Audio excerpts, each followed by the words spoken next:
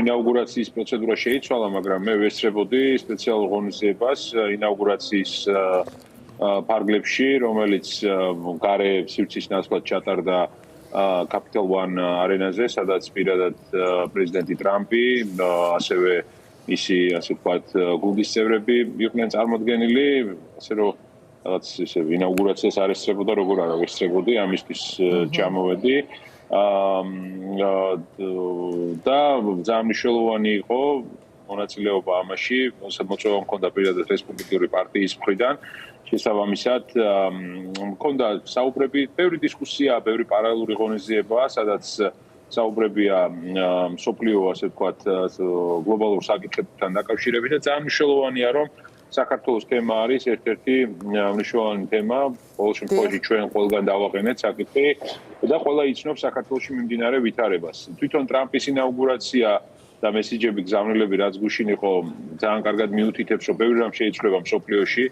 ძალიან კაფიოდ გამოხატა დონალდ ტრამპმა ის წრე სახელმწიფოების, რომელიც ამერიკის და დემოკრატიული სამყაროს ინტერესების წინააღმდეგ მოქმედებს, ეს არის ირანი, ჩინეთი, რუსეთი და ყველა ამერიკის და დემოკრატიის მტერს და მათ პარტნიორებს ძალიან მძიმე დრო ელოდებათ. ხა ჩვენ გვაინტერესებს რა იქნება საქართველოს ამემართებაში. კი ბატონო, ეს არის მნიშვნელოვანი, ბატონო გიორგი, რა მთავარი გზავნილი შეგიძლიათ უთხრათ დღეს საქართველოს მოქალაქეებს, იმიტომ რომ თავად ბიძინა ივანიშვილმა და მისმა წარმომადგენლებმა დაკიდეს ერთგვარად ეს თარიღი, ხო, რომ თითქოს 20 იანვრის შემდეგ, ტრამპის ინაუგურაციის შემდეგ ისინი შეძლებდნენ რაღაც ტრამპთან ერთად Deep State-ის დამარცხებას და ყველაფრის მოგვარებას შეერთებულ შტატებთან. აი, რა შეგიძლიათ, რა გზავნილი შეგიძლიათ რომ უთხრათ? მე პირდაპირ შემიძლია უთხრა ივანიშვილს და საქართველოს ცნებას და იმ ადამიანებს, ვისაც ისინი ატყუებდნენ, რომ გუშინდელი დღის შემდგომ გაცილებით დამძიმდება ქართული ოცნების მდგომარეობა, ზოგადად ახალი ადმინისტრაციის ნაბიჯები იქნება უფრო შედეგზე ორიენტირებული, ნაკლები საუბარი მეტი ქმედება. რაც გულისხმობს იმას, რომ ქართულ ხალხს პროტესტში და ამ წინააღმდეგობაში, რომელიც დღეს არის საქართველოში, ეკნება სრული მხარდაჭერა, ხოლო ივანიშვილს და ქართული ოცნება უნდა ელოდეს მეტ სანქციებს, მეტ წნეხს, მეტ პრობლემებს გარე სამყაროსთან, მათ პირად, ასე ვთქვათ, ფინანსებთან, საბანკო საკითხებთან იქნება თუ ბიზნესთან დაკავშირებით, იმიტომ რომ რუსეთის, ირანის და ჩინეთის მეგობარი ივანიშვილი არც ერთ შემთხვევაში, ვერც ერთ შემთხვევაში ვერ იქნება მეგობარი ამერიკის შეერთებული შტატების. განსხვავებით საქართველოს და ქართული ხალხის, ხო? ამიტომ ჩვენ უნდა ველოდეთ ძალიან სწრაფ კაფიო ნაბიჯებს ამერიკის მხრიდან. მნიშვნელოვანია, რომ საგარეო მიმართულებით ყველა საკვანძო პოზიციაზე ისეთი ადამიანები არიან, რომლებიც კარგად იცნობენ საქართველოს და უკვე გამოხატული აქვს თავისი პოზიცია საქართველოსთან მიმართებაში მხარდაჭერის თვალსაჩინით და ეს არის ძალიან მნიშვნელოვანი ამ კუთხით, რომ ჩვენ არ გვიწევს ნულიდან საუბარი. თვითონ ეს მოწვევა მე ვისგანაც მივიღე, ეს ჯგუფი ადამიანების ძალიან აქტიურია რესპუბლიკურ პარტიაში და მნიშვნელოვნად განსაზღვრავს პოლიტიკას საგარეო თვალსაჩინით. და ზოგადად მინდა ვთქვა, რომ ძალიან კარგია, რომ ასე ფართო წარმომადგენლობა არის საქართველოდან, ხო, სალომე ზურაბიშვილი, რომელსაც მაღალი რანგის, ასე ვთქვათ, შეხვედრები აქვს და სხვა შორის მაყურებელს აქვე ვეტყვი, რომ ატლანტიკურ საბჭოში გამოდის ამ წუთებში სალომე ზურაბიშვილი სწორედ იქ მონაწილეობს დებატებში და ეს ძალიან მნიშვნელოვანია ნამდვილად და ცოტა ხანში შევთავაზებთ მაყურებელს რა ექნება მას მთავარი სათქმელი უკვე აი ამ დისკუსიის დროს. დიახ, განაგრძეთ ბატონო გიორგი. დიახ, ანუ მას იღებენ როგორც ლეგიტიმურ წარმომადგენელს საქართველოში, ეს ძალიან მნიშვნელოვანია. მეორე მხრივ ძალიან მნიშვნელოვანია ჩვენი პოლიტიკური პარტიების მუშაობა, იმიტომ რომ ჩვენთანაც საუბარია როგორც ასე ვთქვათ, არჩევნებში გამარჯვებული, მაგრამ მოპარული არჩევნების შედეგად ხელისუფლების მიღმა დარჩენილი პოლიტიკური ძალები და ამიტომაც ყველა დონეზე რაც მეტია წარმომადგენლობა ამ დღეებში განსაკუთრებით არის ძალიან მნიშვნელოვანი. ანუ ჩვენი ამოცანა, რომ საქართველოს საკითხი შერდეს ყველგან, ვფიქრობ, მიღწეულია ამ ძალიან მნიშვნელოვან დღეებში და უნდა ველოდეთ მეტ მხარდაჭერას საქართველოსთან მიმართებაში, ქართულ ხალხთან მიმართებაში. თქვენ იცით, რომ ძალიან ბევრი კონკრეტული გადაწყვეტილებები უკვე მიიღო დონალდ ტრამპმა, მათ შორის მოხდება სრული გადახედვა ფინანსური მხარდაჭერის პროგრამების სხვადასხვა მიმართულებით და აქაც მნიშვნელოვანი იქნება, რომ ვფიქრობ, რომ ჩვენ ხალხის მიმართ მხარდაჭერა შევინარჩუნებთ, მაგრამ ქართულ ოცნებას მხარდაჭერა არ ექნება არც ფინანსური, არანაირი მხარდაჭერა, პირიქით მათ ექნებათ მეტი და მეტი სანქციები, მეტი და მეტი პასუხისმგებლობა. თვითონ ის ფაქტი, რომ ამ ინაუგურაციაზეც არათუ მოწვეული ჩამოსვლის შესაძლებლობაც კი აღარ აქვს უკვე ქართულ ოცნებას ამერიკის შეერთებულ შტატებში, ჩვენგან განსხვავებით ძალიან კარგად მიუთითებს, ვინ შეუძლია სტრატეგიული პარტნიორობის გაღრმავება და ვის შეუძლია მეტი თავის ტკივილის და პრობლემის შექმნა საქართველოსთვის. კი, და ბატონ გიორგი, როგორც თქვენ აღნიშნეთ, ქართულ ოცნებასთან ალბათ, ესე იგი, საღი აზრის ფარგლებში და იმ ლოგიკიდან გამომდინარე, რაც აქვს საქართველოს ხელისუფლებასა, ეგრეთ წოდებულ ხელისუფლებასა და ამერიკის შეერთებულ შტატებს შორის ურთიერთობის ბოლო, ვთქვათ, თვეებს თუ დღეებს და კვირეებს თუ გადავხედავთ, მათთან ურთიერთობის რაღაც გადატვირთვის ან ნორმალიზების პერსპექტივა ალბათ ძალიან მინიმალურია, მაგრამ თქვენ აღნიშნეთ და ჩვენს ყველას გვაქვს ეს მოლოდინი, რომ ამერიკის შეერთებული შტატებისგან ექნება მხარდაჭერა საქართველოს მოქალაქეებს, ქართველ ხალხს, რომლებიც იბრძვის ახლაც ყოველდღიურად ქუჩაში საქართველოს დემოკრატიული გზისთვის, ხო? აი ამ კუთხით რა არის ახლა ყველაზე მნიშვნელოვანი? ანუ თქვენ პოლიტიკურმა პარტიებმა, ჩვენმა მოქალაქეებმა რა უნდა გააკეთონ იმ ყველაფრისთვის, რომ ეს ყურადღება შენარჩუნდეს ახალი ადმინისტრაციის პირობებში, არ გადაიწიოს საქართველოს თემამ რაღაც დღის წესრიგის შუა ან ბოლო ნაწილში და იყოს ის ისე თავში და ყურადღების ქვეშ.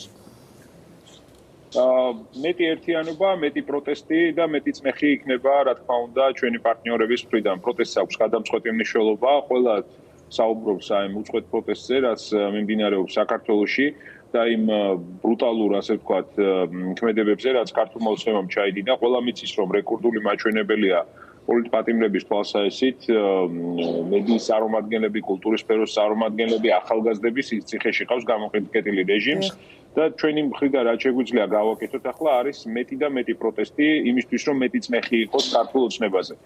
გარდა ამისა, სინერგია საერთაშორისო ურთიერთობებში, თქვენ იცით, რომ ჩვენ მომავალ კვირაში უკვე ვართ სტრასბურგში, სადაც გვექნება ფრაქციებზე შეხვედრები ევროკავშირის წევრი ქვეყნის, უпростоრად ევროსაბჭოს წევრი ქვეყნების ყველა წარმომადგენლები, ეროვნული პარლამენტების წარმომადგენლები იქნებიან აქ, სადაც მიწვეული ვართ სპეციალურად იმისთვის, რომ მოხსენებები გავაკეთოთ, რომ გავააქტიუროთ მუშაობა, ჩვენ სტრატეგია აღმაშენებელი მიწვეული ვართ ალდეს ფრაქციის ხდომაზე, სხვები იპიპის, სოციალისტების, ასე შემდეგ, სხვადასხვა ჯგუფები, ანუ სინქრონში ვმუშაობთ. საერთო გზავნილი, რომელიც გვაქვს საერთაშორისო კუთხით, ძალიან მნიშვნელოვანია ასევე, რას ვითხოვთ ჩვენ, ეს არის პირველი უპირობო განთავისუფლება პოლიტიკური პატიმრების, აბსოლუტურად ყველასი და მეორე ეს არის არჩევნების დანიშვნა, ახალი არჩევნების დანიშვნა, ახალი წესებით, რომ საქართველოს მოქალაქეებს ჰქონდეთ თავისუფალი ნების გამოხატვის შესაძლებლობა, ხო? და ასეთ პირობებში დარწმუნებული ვარ, რომ რეჟიმი შეიცვლება. ზოგადად უნდა ვიცოდეთ, რომ ივანიშვილი ნიშნავს მეტ იზოლაციას, მეტ ჩაკეტვას საქართველოსი, ივანიშვილის მოშორება ნიშნავს მეტ ურთიერთობის გაღრმავებას ჩვენს პარტნიორებთან. ჩვენი რეგიონი არის ძალიან დიდი ყურადღების ქვეშ. ეს უნდა გვახსოვდეს, ახლა ვერაფრით ვერ დაალაგდება ურთიერთობა ივანიშვილთან, რომელიც ჩინეთს აძლევს სტრატეგიული მნიშვნელობის სპორტს ანაკლიის სახით, ხო? მან ამერიკულ ინვესტიციებს უარი უთხრა და ჩინური ინვესტიციები შემოუშვა, ხო? ახლა თვითონ ტრამპის განცხადებებში თქვენ ხედავთ, რომ მისი ერთ-ერთი მთავარი პრიორიტეტია ჩინური გავლენების შემცირება მთელი მსოფლიოს მასშტაბით და აქედან გამომდინარე, ხა სტრატეგიული პარტნიორობა, რომელიც ქართულმა ოცნებამ გააფორმა ჩინეთთან, ამით ყველაფერია ნათელი, ხო? ჩვენ მანამდე გქონდა თავისუფალი ვაჭრობა ჩინეთთან, არაფერი მეტი საჭირო არ იყო, მაგრამ სამწუხაროდ ქართულმა ოცნებამ ფაქტობრივად გადაწყვიტა, რომ ჩინეთ, რუსეთ, ირანის, ასე ვთქვათ, მიმართულებით გააღრმავოს ურთიერთობები და არა ევროკავშირი, ამერიკის შეერთებული შტატების მიმართულებით, ხო? შენ ნებისმიერი სახელმწიფო დღეს თანამედროვე მსოფლიოში ირჩევს მეგობარს, პარტნიორს, მათ ივანიშვილმა აირჩია, რომ მისი მეგობარი არის რუსეთი, ხო?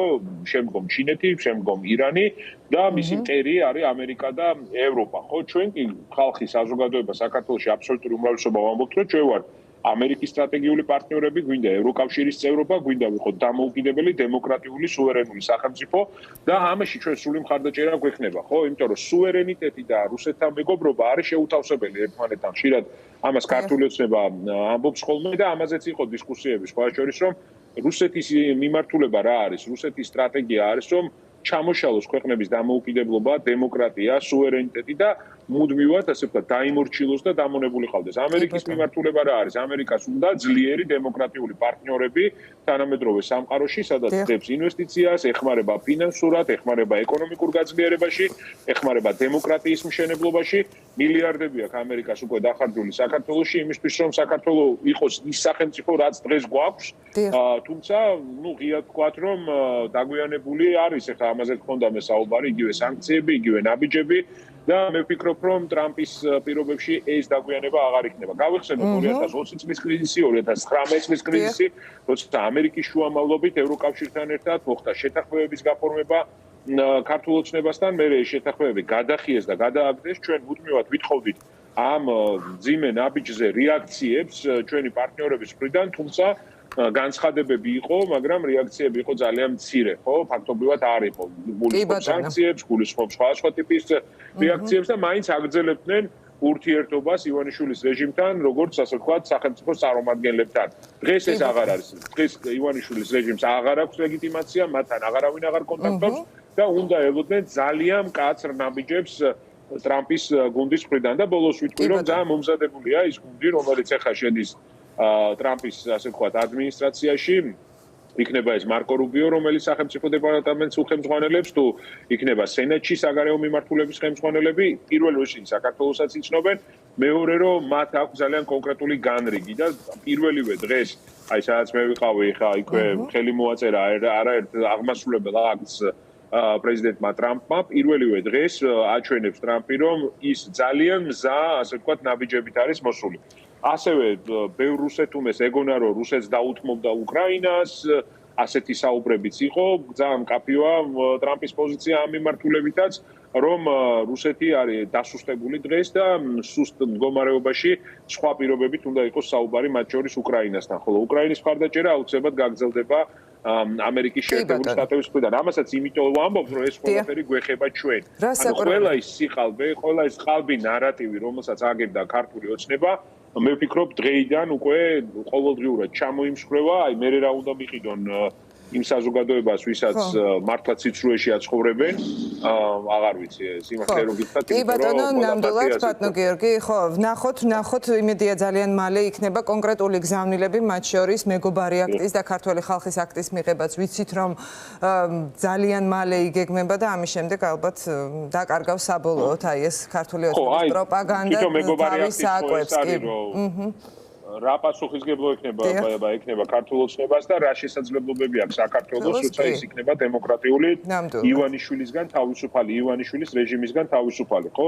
უვიზო მიმოსვლა, ინვესტიციები, თავისუფალი ვაჭრობა, ყველა შესაძლებლობა არის აბსოლუტურად ამაში და ხაზგაუსვავ ჯო ვილსონის ძალიან აქტიურ და მნიშვნელოვან პოზიციას, როგორც საქართველოს ელჩი, ქართველი ხალხის ელჩი, მოდი ესე ვთქვათ, ამერიკაში, რომელიც ძალიან ახლო გარემოცვის წარმომადგენელია და მე ძალიან ოპტიმისტურად ვარ განწყობილი ღიად გეტყვით უკვე აი ამ დისკუსიებში მონაწილეობისა და შეხვედრების შემდგომ, რომ კიდევ უფრო კარგად იქნება ჩვენი საქმე და გაცილებით მალე გავალ შედეგზე, ასე რომ თავისუფლება ყველა პოლიტიკურ პარტიას და გამარჯვება საქართველოს.